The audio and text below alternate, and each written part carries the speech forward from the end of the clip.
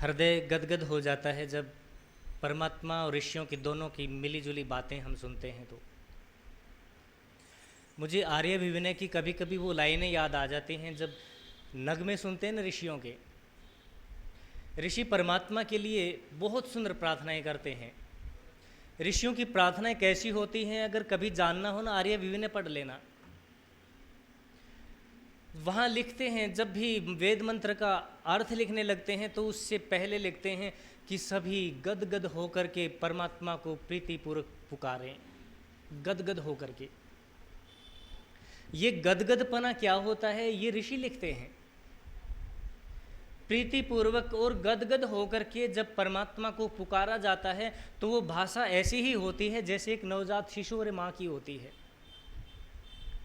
दोनों का जो गहरा भावनाओं से संबंध होता है ना, वो तालमेल बनता है। माँ जैसे पीड़ित हो जाती है बच्चे को, जैसे कभी देखा होगा ना, बहुत छोटा बच्चा जब दूध पीने का समय होता है, वो भूखा होता है और गली में कहीं इधर उधर निकल जाता, खो जाता है, और छाती जिसके अंदर भरा है दूध माँ का, और वो बच्चे को ढूंढने लगती है, कहाँ गया मेरा बेटा। वो जो भावनाएं माँ की होती है ना उस समय पुत्र को पाने के लिए, वो चाहती है कि वो आए मेरे पास में और मेरे छाती से लग करके मुझे हल्का करे और दूध पी ले वो।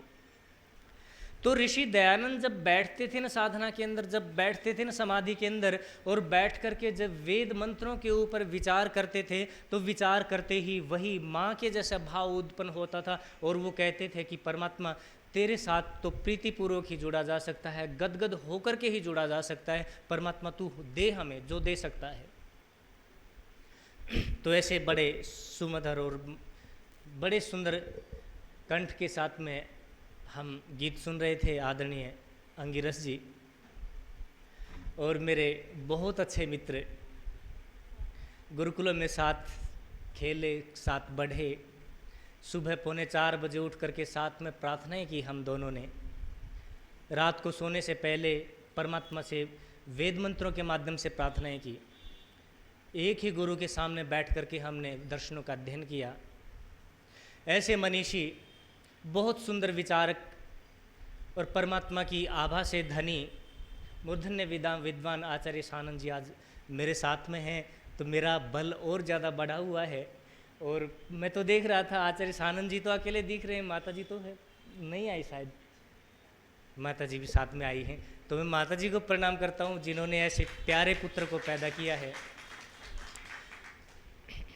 इस आर्य समाज के बहुत ही आदरणीय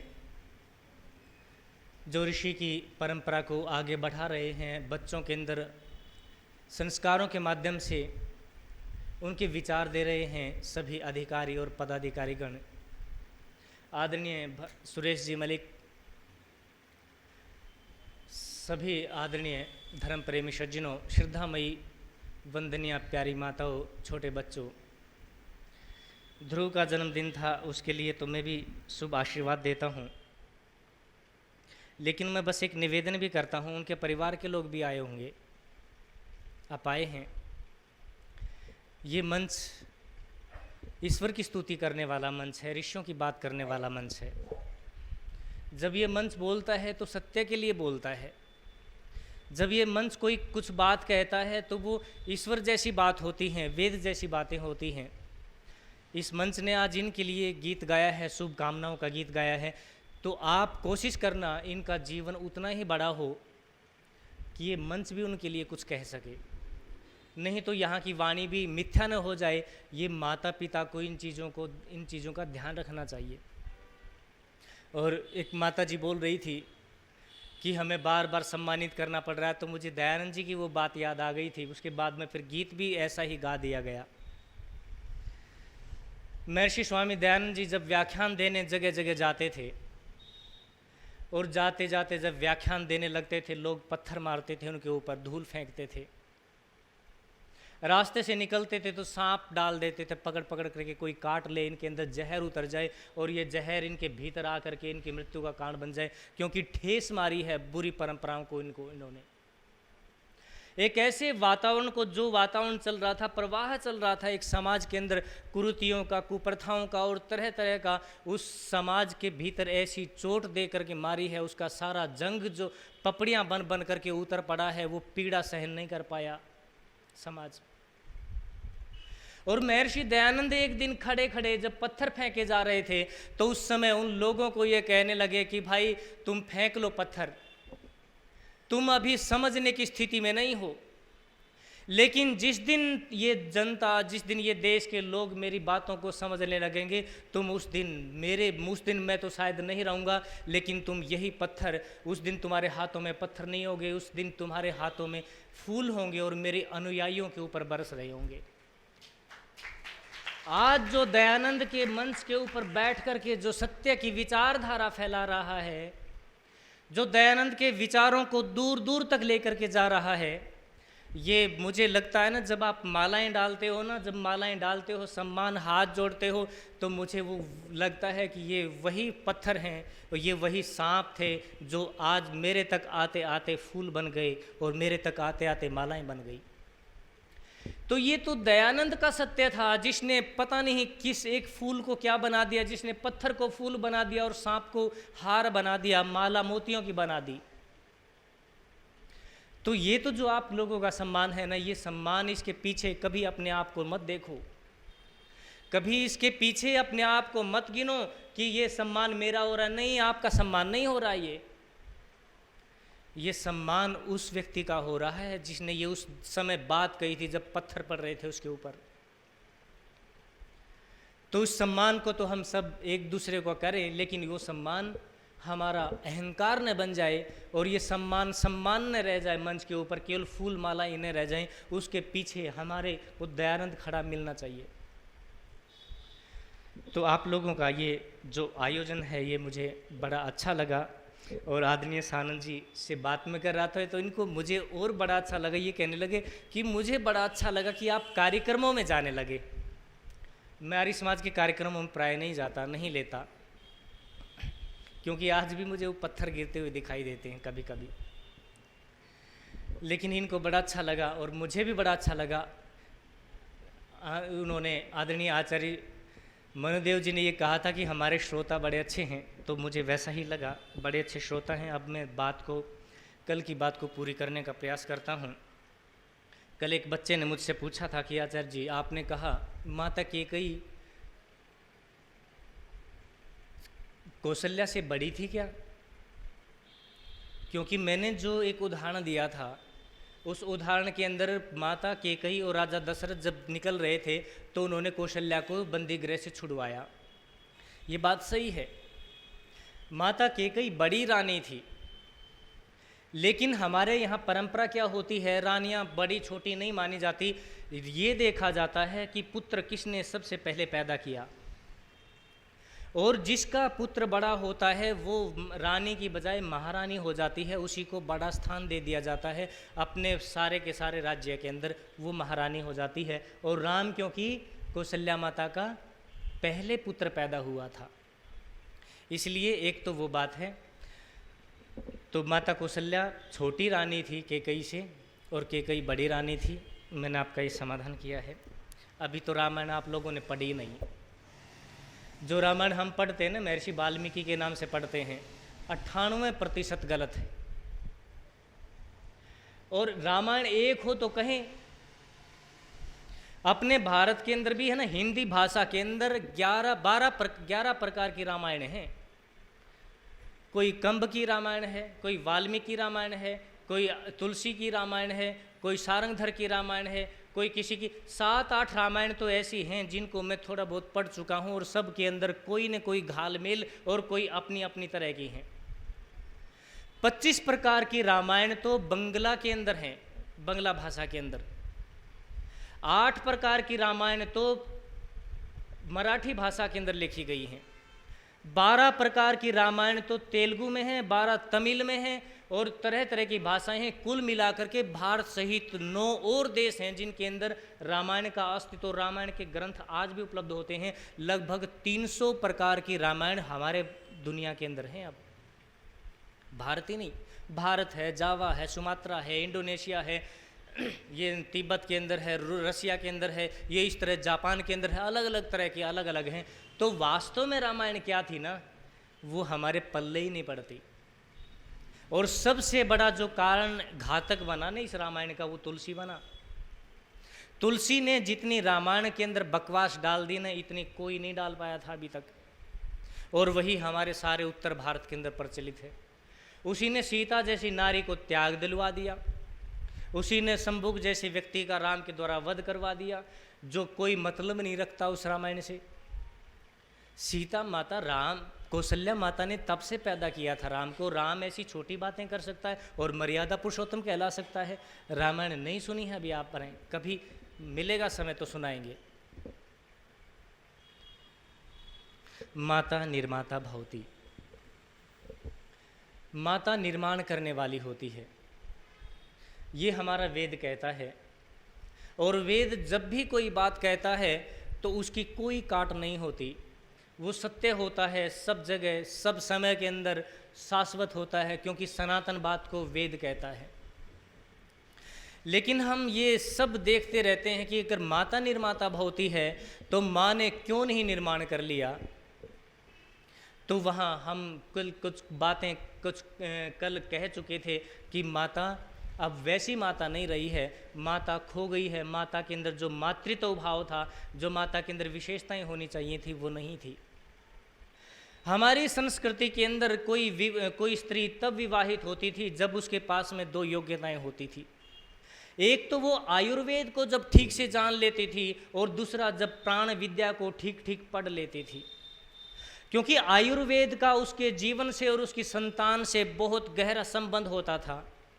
जो माता आयुर्वेद को ठीक ठीक जानती थी और जान करके जब उसके गर्भ के अंदर बालक उतरता था तो उसको ये पता होता था कि किस महीने के अंदर कितने दिनों के अंदर अंदर कौन कौन से अंग बनते हैं, और उन अंगों को कौन कौन सी औषधि चाहिए होती है, कौन कौन सी वस्तुएं चाहिए होती हैं, जिससे मैं उनका अच्छा सुंदर निर्माण कर सकूं। और वो माता देखती थी कि मेरे गर्भ के अंदर अभी अभी एक नवजात आत्मा आ गई है, शिशु आ गया है, और गर्भ के अंदर माता के शिशु आते ही वो माता ठीक ठीक उन्हीं औषधियों का पान करती थी, जो नक्षत्रों का भी ज्ञान जिसको होता था, इन सब चीज़ों का ज्ञान होती थी। और वो प्राण के माध्यम से उस बच्चे को जो अंतरिक्ष से परमाणु लाने होते थे, जो सूर्य से परमाणु लाने होते थे, जो चंद्रमा के परमाणु चाहिए थे, वो प्राण की कलाओं के माध्यम से अपने भीतर उतार देती थी। और भीतर उतार करके अपने भीतर ही उस आत्मा के पास में जाती थी। प्राण और अपान का संयोग मिला करके उसके अंदर उदान की पुट दे करके वो अपनी आत्मा को उस प्राण के माध्यम से अपने गर्भ के अंदर स्वयं को ले जाती थी, और जा करके पूछती थी कि हे आत्मा, तू कौन है, बता मुझे, पहले परिचय दे, जो गर्भ के अंदर आया है। वेद भी कहता ना कि शुद्धो असी, बुद्धो असी, निरंजनो असी। एक ऐसी ही माता हुई है हमारे अंदर जिनका नाम था माता मदालसा। माता मदालसा जब पढ़ रही थी तो पढ़ते पढ़ते उन्होंने भी जीवन भर आजीवन ब्रह्मचर्य रहने का संकल्प लिया था, और उन्होंने कहा था कि वेद से बढ़ करके इस धरती के ऊपर कोई धर्म नहीं है, मुझे स्त्री धर्म या मुझे पितृ धर्म नहीं निभाना। लेकिन किन्हीं कारणों से जब उनका विवाह हो गया, विवाह होते ही राजा के सामने जब राजा से विवाह हुआ तो राजा से उन्होंने कहा कि महाराज, मेरा एक संकल्प है कि मैं विवाह तब किसी से करूंगी जब वो भी संकल्प लेगा, और मेरा संकल्प ये है कि मेरे गर्भ से कोई किसी प्रकार की सामाजिक आत्मा, कोई संसारी आत्मा पैदा नहीं होगी। मैं अपने गर्भ से केवल और केवल मुक्त आत्मा को पैदा करूंगी। मैं अपने गर्भ से केवल ऐसी आत्मा को पैदा करूंगी जो परमात्मा को चाहने वाली हो, संसार को चाहने वाली नहीं हो। राजा ने उस समय तो किसी भाव में आकर के हाँ कर दी और उसके संकल्प को पूरा करने में उसकी सहायता कर दी। लेकिन जैसे ही समय आया और माता को पता लगा गर्भ के अंदर बालक उतर चुका है, तो यही भाव उस माता मदालसा के थे। बहुत बड़ी विदुषी थी, प्राण विद्या की इतनी जानकार थी। वो प्राणों को लेना देना, शरीर के अंदर कैसे प्राणों की कलाओं के जानना है, वो सब जानती थी। और अपनी प्राण के साथ में अपनी आत्मा को गर्भ में जा कर के अपने पुत्र से कहती थी कि बेटा, तुम मेरे गर्भ में आया है, तू पता है किसके गर्भ में आया है? तू कौन है, पहले तू अपना परिचय दे, ताकि मैं तुम्हारा ठीक ठीक पालन कर सकूं, ठीक ठीक निर्माण कर सकूं। और वो आत्मा वहाँ आ करके कहती थी कि माता, तूने जिसको बुलाया है वही तो आया है, तुम्हारे बिना बुलाए तो कौन आ सकता है। वो माँ कहती थी कि ठीक है, अगर तू मेरी बुलाई आत्मा है तो तू मेरे गर्भ का इस्तेमाल कर, तू मेरे गर्भ के अंदर पनप, मैं तुम्हारा पूरा का पूरा ख्याल रखूँगी, तुम्हारे पूरी सुविधा रखूँगी। लेकिन आज माताएं क्या करती हैं? आज माताओं को पता ही नहीं है। इस दुनिया में आप देख लो, जब एक व्यक्ति अपनी सुविधाओं के लिए साधन खरीदने लगता है तो वो छांट करके, संभाल करके, देख करके इकट्ठे करता है। एक माता भोजन बनाने के लिए बाजार में अगर सब्जी लेने भी जाती है ना, वो कई बार उठा करके देखती है, कहीं गली सड़ी तो नहीं है, कहीं पुरानी तो नहीं है। आदमी अगर एक मटका भी खरीदता है तो ठोक पीट करके लेता है, कहीं कच्चा तो नहीं है, जो पानी डाला और बह जाएगा, टूट जाएगा। इस दुनिया के अंदर हम ऐसी जो फालतू की चीज़ें हैं जो इकट्ठी कर रहे हैं, उनको जब इतना भाव दे करके इकट्ठा करते हैं, तो क्या हमारे जीवन के अंदर, हमारे गर्भ के अंदर जब एक आत्मा आती है, क्या उसके प्रति कोई चेतना नहीं है? क्या उसके प्रति जब एक आदमी कोई ये मोबाइल जब बनाता है, कंपनी ने ये मोबाइल बनाया तो इसके साथ में एक कैटलॉग बुक दी थी, निर्देशिका पुस्तिका दी थी। उन्होंने कहा था इसका ठीक ठीक इस्तेमाल अगर करना है तो ये पढ़ो, और पढ़ करके जान करके इस्तेमाल करोगे तो अच्छे से प्रयोग कर पाओगे, नहीं तो तुम्हारे किसी काम का नहीं। जो व्यक्ति ठीक प्रयोग करना जानता है वो घर में बैठा बैठा करोड़ों रुपए कमा लेता है, और जो नहीं जानता ठीक वो इसके अंदर गेम खेल करके आंखें भी नष्ट कर लेता है और जीवन को बर्बाद कर लेता है। बात वही है। लेकिन एक माँ जो अपने आप के अंदर, अपने गर्भ के अंदर जीवन लाना चाहती है, एक आत्मा को बुला रही है, क्या वो इतनी बेहोश है? क्या वो इतनी बेशुद्ध है? क्या वो इतनी अनजान है कि उसके गर्भ के अंदर कोई भी आत्मा खिंची चली आए और उसका पालन पोषण करती रहे, और वो कब पैदा हो, वो कौन था, किसने बुलाया उसको, कोई मतलब नहीं क्या उसको? ये हमारी संस्कृति के अंदर माताएं थी ही नहीं, कतई माताएं नहीं थी। इसलिए वेद को यह कहना पड़ता था कि माता तुझे प्रणाम करता हूँ। तू क्यों प्रणाम करता हूँ? क्योंकि तूने श्रेष्ठ पुरुषों को पैदा किया है, तूने याज्ञिक पुरुषों को पैदा किया है, तूने ऐसे पुरुषों को पैदा किया है जो सृष्टि, मेरी सृष्टि है, उस सृष्टि को का संतुलन बनाने में जो मेरी सहायता करते हैं, जो मेरे मित्र बन गए हैं। लेकिन वेद फिर कहता है कि माता, मैं उन माताओं को प्रणाम नहीं करता जिनकी गर्भ से, जिनकी कोख से कीड़े मकोड़े पैदा होते हैं। ऐसी संतानें पैदा होती हैं जो न तो मेरी सृष्टि में किसी काम की हैं और न इस संसार में किसी काम की हैं, और जो न माता के लिए किसी काम की हैं। माता को तो निर्माण करना आना चाहिए, और जिस माता ने जिस इस जाति के अंदर, केवल मैं मनुष्यता की बात नहीं कर रहा, पशु पक्षियों को भी ले लो, जिस माता ने ठीक निर्माण करना आ गया ना इस दुनिया में, उसका वजूद कोई नहीं मिटा पाया। मैंने सुनी है एक छोटी सी बाज पक्षी की कहानी। पक्षियों की दुनिया के अंदर बाज बड़ा श्रेष्ठ प्राणी माना जाता है और बड़ा मजबूत माना जाता है। कहते हैं कि बाज के पंखों के अंदर इतनी ताकत है, वो अपने से 10 गुना भार को उठा करके आसमान में उड़ जाता है। बाज के पंजों के अंदर इतनी ताकत होती है, वो अपने से 5 गुना भार को अपने पंजों के अंदर जकड़ ले तो वो 10 किलोमीटर ऊंचाई तक उड़ सकता है। उसकी नज़रें इतनी तेज होती हैं, वो समुद्र के अंदर 20 मीटर की गहराई तक झांक करके देख सकता है कि यहाँ से कोई मछली गुजरने वाली है और झपट पड़ता है। ये इतनी विशेषताएं उसके भीतर हैं, और तब जाकर के बाज पक्षियों का राजा बना है। उसका कारण क्या है? उसके पीछे जब आप झांक करके देखते हो तो वहाँ भी एक माता निर्माता भवती, जो वेद का वाक्य है, वो ठीक दिखाई देता है।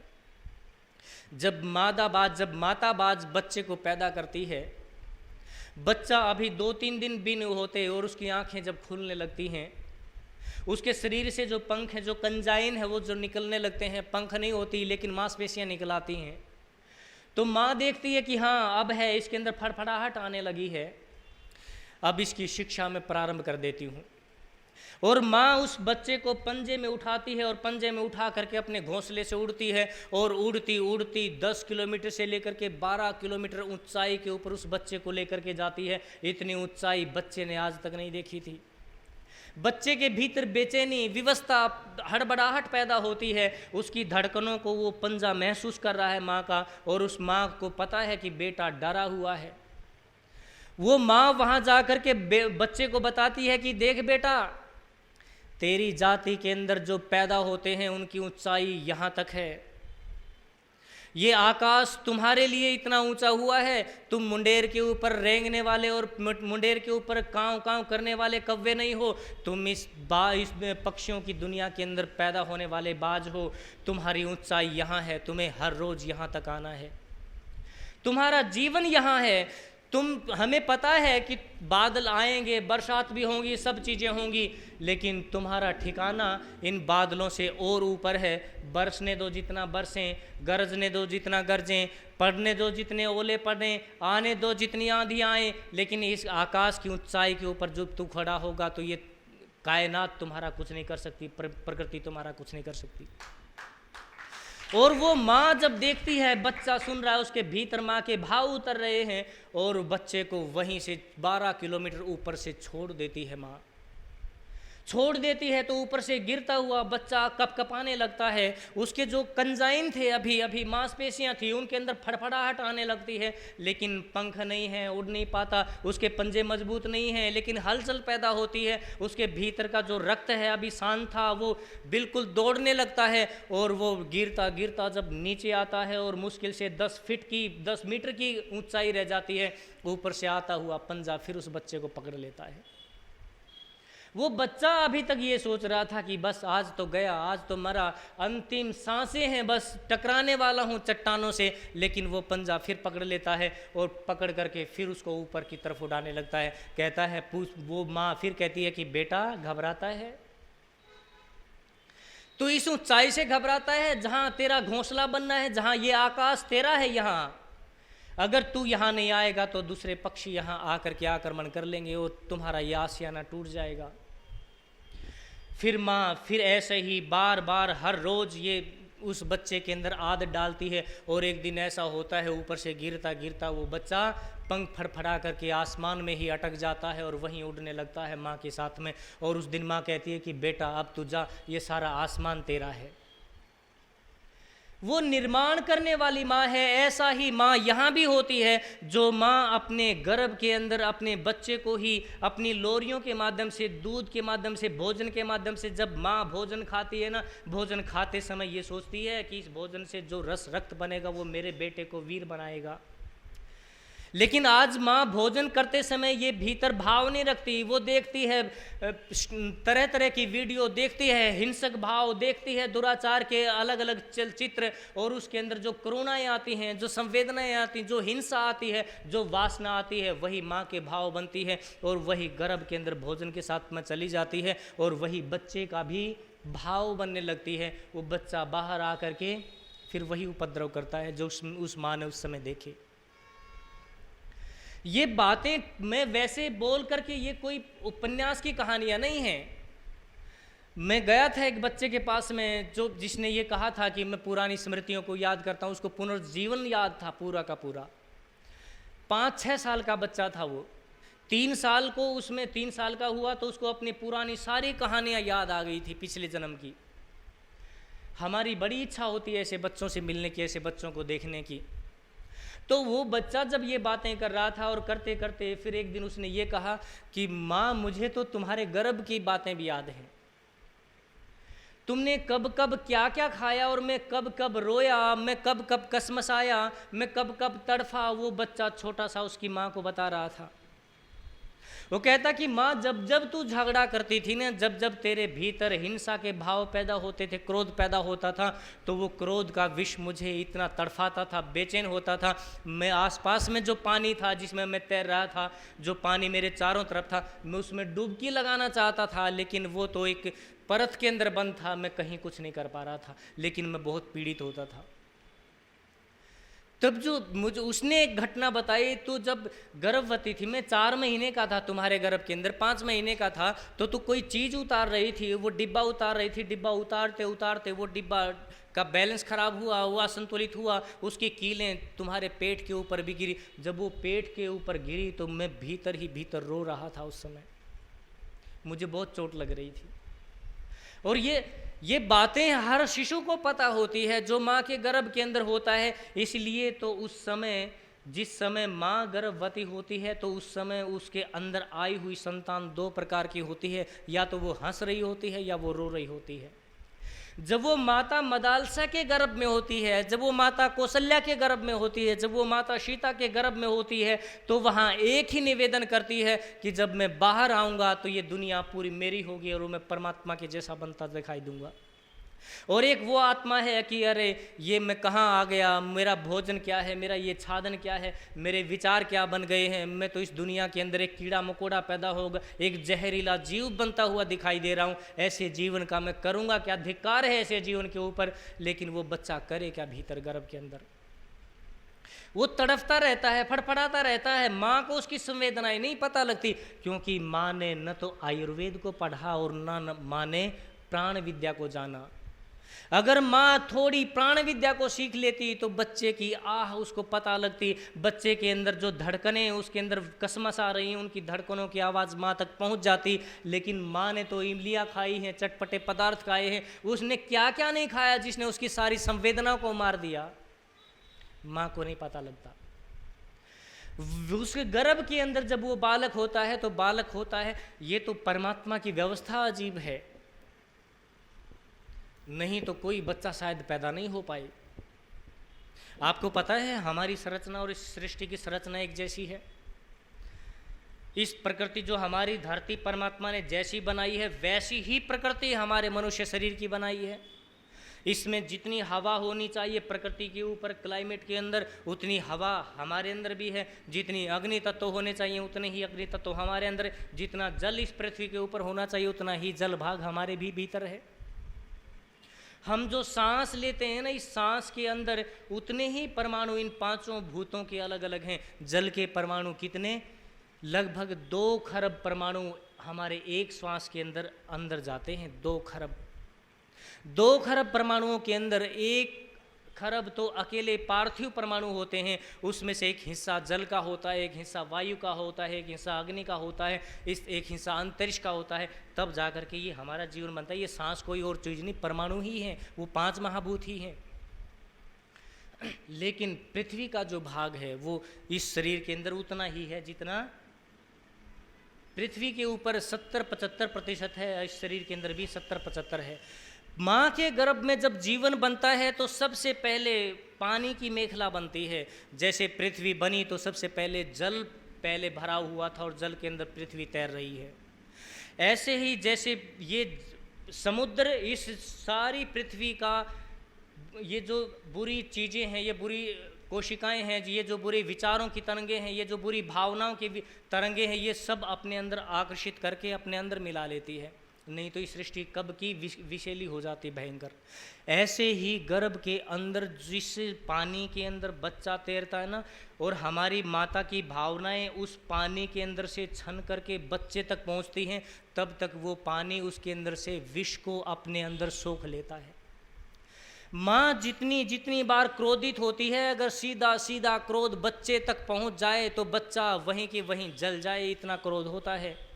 लेकिन वो जल के अंदर से होकर के उसको गुजरना पड़ता है तो जल उसको भीतर से सोख लेता है और बहुत तरह से उसको बचाव करता है।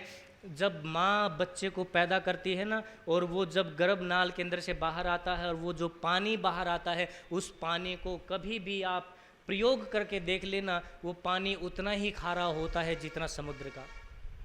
उस पानी में उतना ही लवण है, उस पानी में उतने ही दूसरे तत्व हैं, दूसरे पदार्थ हैं, उतना ही विष है जितना समुद्र के पानी के अंदर है। ये जो संतुलन समुद्र गर्भ के अंदर बनाता है और गर्भ समुद्र के अंदर बनाता है, इसका ध्यान माँ को रखना पड़ता है। अगर ये समुद्र भीतर नहीं होता तो हम इतने सुंदर पैदा नहीं होते, इतने प्यारे पैदा नहीं होते। इसलिए वेद ये कहता है कि माँ तो वो है जो निर्माण करना सीख ले, जो निर्माण करना नहीं आया वो माँ बनने का उसको अधिकार नहीं है, कतई अधिकार नहीं है। कैसी कैसी माताएं थी यहाँ पे। आप लोगों ने सुना होगा ना, सीता मैया को त्याग कर दिया राम ने, उसको भी सुन लो। जब माता सीता रावण के पास से आए, रावण को जीत करके, राज्य के अंदर ठीक ठीक काम करने लगे और ठीक काम करते करते माता सीता ने हाथ जोड़ करके भगवान राम से कहा कि प्रभु मुझे आप जैसी दिव्य संतान चाहिए। राम कहने लगे मेरी जैसी दिव्य संतान चाहिए सी? अगर मेरे जैसी दिव्य संतान चाहिए तो माता कौशल्या के चरणों में जाकर के बैठ जाओ, उनसे पूछो कैसे मुझे पैदा किया है, उसको पैदा करने का तरीका, पैदा करने का ये जो विधा है, पैदा करने की प्रकार है, पैदा करने का जो रहस्य है वो तो माँ को पता होता है। तो माँ की चरणों में जाकर के बैठ। माता कौशल्या से जाकर के जब निवेदन किया कि मुझे आपके पुत्र जैसे पुत्र चाहिए, तो माता कौशल्या ने फिर उनको वो सारा विधि विधान बताया जो उन्होंने स्वयं किया था, जो बातें मैंने कल कही। और माता सीता को जैसे ही ये पता लगा कि मेरे गर्भ के अंदर भी बालक उतर आया है, तो माता कौशल्या से कहने लगी कि माता मेरे गर्भ के अंदर आत्मा उतर चुकी है, अब मुझे आदेश करो। आदेश क्या था? जाओ किसी ऋषि आश्रम के अंदर तप करो और तप के माध्यम से बच्चे को पैदा करो। भगवान राम से आज्ञा लेकर के, प्रभु राम से आज्ञा लेकर के, और उसने भगवान राम ने अपने भाई लक्ष्मण से कहा कि जाओ, महर्षि विश्वामित्र से बढ़ करके यहाँ आसपास में कोई ऋषि नहीं है। उसके आश्रम का जो वातावरण है वो गायत्री छंदों से ढका हुआ है, क्योंकि महर्षि वाल्मीकि गायत्री के ऋषि थे, गायत्री छंदों के ऋषि थे, गायत्री का गान गाते थे। और उससे बढ़ करके वो कुशल वैद्य थे, बहुत सुंदर आयुर्वेद की विधा को जानते थे। और माता सीता को वहाँ छोड़ा गया तो माता सीता ने वैसे ही जीवन जिया जैसे माता कौशल्या ने जीवन जिया था। और वो एक संतान पैदा हुई जिसका नाम लव था, कुश नहीं, लव था। जब माता की गोद के अंदर लव खेल रहा था, खेलते खेलते जब माता उसको लोरियां देती थी, उसको विज्ञान की बातें बताती थी, वो स्वयं जंगल में जाती थी, लकड़ियां काटती थी, अपने वस्त्र स्वयं बुनती थी, अपना भोजन स्वयं बनाती थी, सब चीज़ें अपनी कर रही थी। तो उसी समय एक घटना घटी। महर्षि वाल्मीकि का जो आश्रम था, उस आश्रम के आसपास में कुशा का एक बहुत बड़ा जंगल था। उत्तर प्रदेश में आज भी कुशा पैदा होती है, उधर कुशा का जंगल था। और जंगल के अंदर एक समय ऐसा आया कि एक युवती जिसका विवाह अभी तक नहीं हुआ था, सौमित्र नाम था उस युवती का, और वो गर्भवती हो गई थी और उसको एक पुत्र पैदा हुआ था, बहुत सुंदर पुत्र था। उसने देखा कि मैं अपने पुत्र को, जो अभी तक मैंने विवाह नहीं किया है, इस पुत्र का करूँगी क्या। समाज भय था बहुत बड़ा उसके भीतर, समाज का भय था। और उस समाज के भय से उसने वहाँ कुशा की एक टोकरी बाकेट बनाई और बाकेट बना करके महर्षि वाल्मीकि के आश्रम के पास में रख दी, क्योंकि उसको पता था कि इस आश्रम के अंदर माता सीता आई हुई है और उसने भी एक बच्चे को जन्म दिया है। अगर महर्षि वाल्मीकि के आश्रम में मेरा बच्चा पलेगा तो श्रेष्ठ बनेगा, ऊंचा बनेगा। वो वहाँ रख करके आगे निकल गई। और जब लकड़ियाँ काटने के लिए गुरुकुल के ब्रह्मचारी और गुरुकुल के रहने वाले साधु संत उस कुशा के जंगल से निकल रहे थे, तो वहाँ देखा एक बाकेट के अंदर एक बच्चा खिलखिला रहा था। उसने आसपास में देखा, कोई दिखाई नहीं दिया, तो उस बकेट को उठा करके ऋषि आश्रम में ले आए और महर्षि के आश्रम में, ऋषि के चरणों में रख दिया। महर्षि वाल्मीकि ने उस बच्चे को लेकर के माता सीता को दे दिया और कहा कि देवी तुम ही इसका पालन पोषण करो, इसकी माँ नहीं है, तुम ही आज से इसकी माँ हो। और उसके बाद में अब उसका नाम कुश रखा गया, क्योंकि वो कुश के जंगल के अंदर और कुश के बाकेट के अंदर मिला हुआ था। और वो उसका नाम फिर कुश रख करके दोनों माँ के पुत्र बन गए। अब दोनों को शिक्षाएं मिल रही है। अब माता सीता जिस बच्चे का निर्माण कर रही है, गर्भ के अंदर जिसको संस्कार दिए हैं, महर्षि वाल्मीकि ने जिनका निर्माण किया, धनुर्विद्या सिखाई है, वो बच्चे कैसे होंगे? जो स्वयं राम की संतानें थी, क्या वो राम से कम होने चाहिए? वो देखो, जिस सेना ने रावण को खत्म कर दिया था, रावण जैसे आतताई को, रावण जैसे विद्वान को, रावण जैसे बुद्धिमान को, रावण जैसे वैज्ञानिक को जिसने खत्म किया, जिस सेना ने, वो सेना बारी बारी आकर के उन बच्चों से लड़ी, छोटे छोटे बच्चों से। न तो हनुमान उनको जीत पाया, न भरत जीत पाया, न लक्ष्मण जीत पाया, सुग्रीव, जाहवान सब आकर के उनके सामने निहत्थे हो गए थे। जब राम सामने आए तब पता लगा था कि बालकों के अंदर कितना वीरता, कितना शौर्य है। ये बनाने की कला केवल माता के अंदर है, क्योंकि माता के पास में एक विश्वविद्यालय है, इस दुनिया का एक सबसे बड़ा केंद्र है, और वो है उसका गर्भ। जिस माँ का गर्भ जितना सुंदर होगा, उस माँ का श्रृंगार उतना ऊंचा होगा। जिस माँ का गर्भ जितना पवित्र होगा, उसके भीतर पनपने वाली संतान उतनी ही पवित्र होगी, और वो पवित्र संतान उस माँ का कद उतना ऊंचा बढ़ा देती है जिसकी कोई हद नहीं, आकाश नीचा पड़ जाता है। हमारे शास्त्र कहते हैं कि ठीक है भाई, आदमी तो साधना कर लेता है, जंगलों के अंदर चला जाता है, यम नियम आदि का पालन करके अपने जीवन को तपा लेता है, लेकिन महिलाएं क्या करती हैं? आदमी का मोक्ष हो जाता है, वो साधक बन जाता है, वो ऋषि बन जाता है, वो मुक्ति को पा लेता है, लेकिन महिला क्या करें? तो वहाँ आयुर्वेद ये कहता है कि महिलाएं अपने गर्भ के अंदर मुक्त आत्माओं को पैदा कर दें, मुक्त आत्माओं का जीवन उनके अंदर संस्कारित कर दें, और जिस गर्भ से मुक्त आत्मा पैदा होती है वो गर्भ भी मुक्त हो जाता है। जिस माँ के गर्भ से ऊंची संतान पैदा होती है तो उस माँ का स्थान भी उतना ही ऊंचा होता है। माँ को तो कुछ बहुत ज़्यादा करने की जरूरत नहीं है, अगर वो केवल अपने गर्भ को संभाल ले। एक बड़ा सुंदर उदाहरण इतिहास के अंदर आता है, मैं उसको कह करके अपनी वाणी को विराम देता हूँ। एक 12-13 साल की बच्ची अपने पिता के साथ में मुगल दरबार के सामने खड़ी। मुगल बादशाह के सामने उसका पिता गर्दन झुकाए खड़ा है।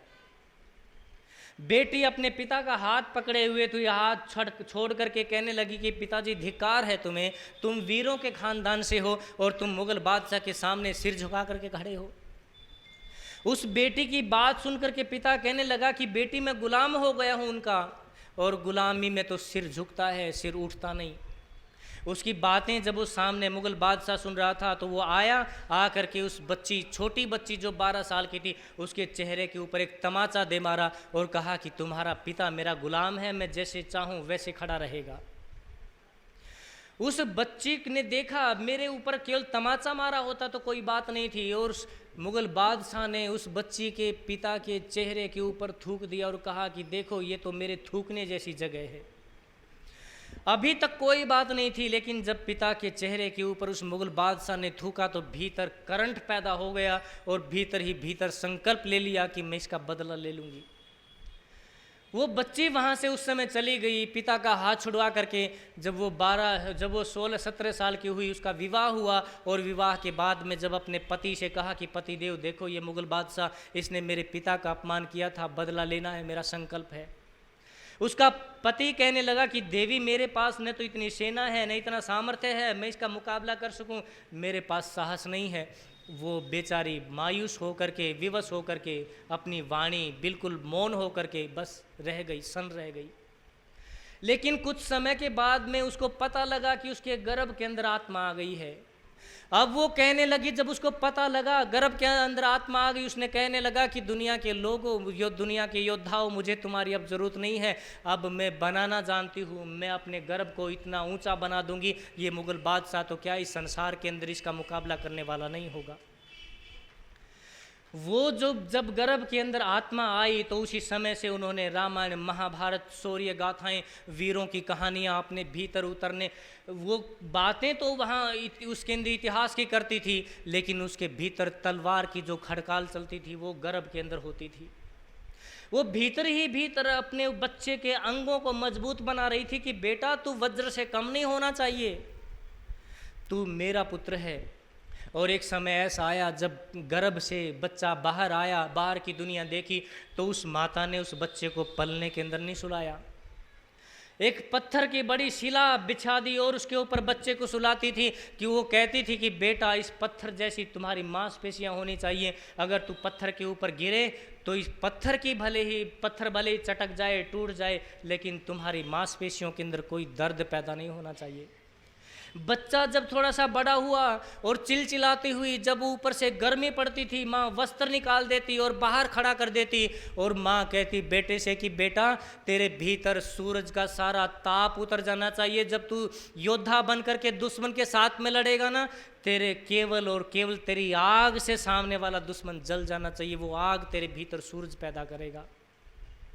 जब तड़तड़ाती हुई ठंड गिरने लगी, सब चीज़ सिहर उठी, जब सब चीज़ों के अंदर कसमसाहट पैदा होती, कपड़ों से, बिना कपड़ों के नंगे बदन माँ बैठा देती शिलाओं के ऊपर, पत्थरों के ऊपर, कहती कि बेटा ये ठंड तेरे जीवन के अंदर आत्मा पैदा करेगी, ये ठंड भी तेरे जीवन के भीतर उतरनी चाहिए ताकि तुझे कोई डगमगा न सके।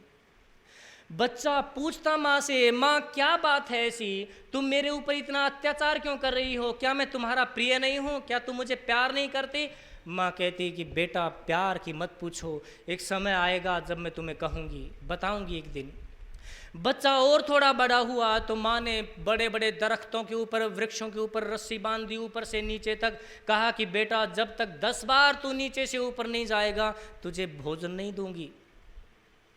बच्चा जब 10 बार जाता उतरता, फिर माँ भोजन देती, वो फिर 100 बार, फिर वो 1000 बार तक उतरने लगता, माँ उसको गले से लगा लेती, माँ हथौड़ा दे देती, बेटा इस चट्टान को खील खील कर दो, टुकड़े टुकड़े कर दो। जब वो बच्चा ये सब करता करता 16 साल का हो गया तो माँ ने एक दिन हाथ पकड़ा और हाथ पकड़ करके एक बड़ी ऊंची चट्टान के ऊपर, पहाड़ी के ऊपर लेकर के गई और हाथ की उंगली से इशारा करने लगी कि देख शिवा, तू पूछता है ना कि मैंने तेरे भीतर ये शौर्य क्यों भरा है, तुम्हारे अंदर ये दर्द क्यों भरा, देख सामने कोंढाना का किला है, इस किले के अंदर जो मुगल बादशाह है उसने तेरे नाना का और तेरी माँ का अपमान किया है, उस अपमान लेने का समय अब आ गया है। तू अब 16 साल का हो गया, 17 साल का हो गया है, ये माँ तुझे कहती है, ये जीजा तुम्हें ये आदेश देती है कि अभी सूरज ढलने वाला है और सामने मराठों का इसके ऊपर ध्वज फहरा, किले के ऊपर मुगलों का ध्वज फहरा रहा है, जब कल सुबह का सूरज निकले तो वहाँ मुगलों का नहीं मराठों का ध्वज होना चाहिए, तू वापस मोट लौटना अगर ध्वज नहीं फहरा सके। वो छोटा बालक शिवा, जिसको हम शिवाजी कहते हैं, वो माँ के चरणों को छू करके चलने लगा। माँ हट गई पीछे, कहने लगी नहीं, अभी तू चरण छूने का अधिकारी नहीं बना, तू कल वापस लौट पाया तो तू मेरे चरणों को छू लेना, नहीं वापस मत लौटना। इतिहास कहता है वो छोटी सी टुकड़ी लेकर के चला और छोटी सी टुकड़ी लेकर के जब अंधेरा हुआ तो निकल पड़ा, उतर पड़ा उस कोंढाना के किले के ऊपर, और माँ सारी रात खड़ी खड़ी उस चट्टान के ऊपर इंतज़ार करती रही सूरज कब निकलेगा। और सूरज जब निकलने लगा तो सूरज की पहली जब किरण गिरी तो वहाँ मराठों का ध्वज लहरा रहा था, मुगलों का नहीं। आया शिवाजी जीत करके और आ करके माता ने कहा कि बेटा तुझे गले से लगा लूँ, तूने आज मेरा संकल्प पूरा कर दिया, तूने मेरे गर्भ को महान बना दिया। ये गर्भ की जो कला है ना, ये केवल माताओं को पता है, माताएं जानती हैं। जो माँ गर्भ के अंदर बच्चे को, संतान को बड़ा बनाना, विशेष बनाना ही नहीं जानती। मैं तो कहता हूँ कि इस धरती के ऊपर लगभग 8 से 9, 8.5 अरब लोग हो गए हैं जो किसी काम के नहीं, प्रकृति के भी किसी काम के नहीं हैं, वो मानवता के किसी काम के नहीं, वो वेद के किसी काम के नहीं हैं, वो परमात्मा के किसी काम के नहीं हैं, वो तो कीड़े मकोड़े हैं, उनकी संख्या मत बढ़ाओ, बहुत हो गए हैं लोग। मैं तो केवल इतना चाहता हूं कि कोई छोटी बच्ची, कोई छोटी बेटी, कोई माता, कोई बहन, कोई है ऐसा जो ये संकल्प उतार सके अपने भीतर उन माताओं की तरह। कोई है ऐसा जो आज भी ये भाव ले सके जो माता कौशल्या ने लिए, जो माता सीता ने लिए। लेकिन आज ये शिक्षा, आज ये कला कोई किसी को नहीं दे पा रहा। कोई माँ अपनी बेटी को नहीं बता पा रही, कोई पिता अपने पुत्र को नहीं बता पा रहा। इसलिए हमारे जीवन के अंदर से ये चीज़ें अभी लुप्त होती चली जा रही हैं, और ये इसलिए लुप्त होती जा रही हैं क्योंकि माँ खो गई है। अगर माँ के भीतर वो चीज़ें फिर से उत्पन्न हो जाएं तो आज फिर वही पुत्र होंगे, उतने ही प्यारे पुत्र, उतने ही प्यारे जो माता कौशल्या को मिले थे, माता सीता को मिले थे, माता मदालसा को मिले थे।